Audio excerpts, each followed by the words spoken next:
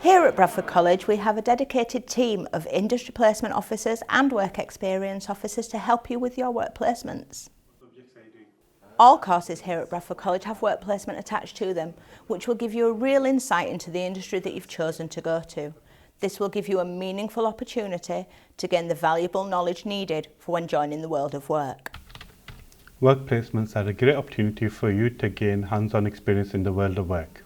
They are an excellent opportunity to test out different types of jobs to see what type of job you might like to pursue after you've finished your course with the college.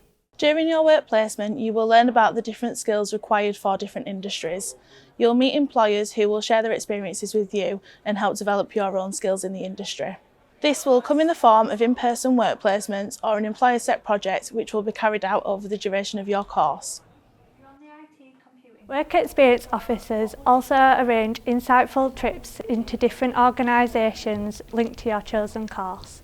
On these trips you will get the chance to learn and develop the skills needed for your chosen industry, listen to industry professionals and also get the chance to take part in workshops. We look forward to working with you this year, and in the next few weeks we're going to come to your classes and start the work experience process.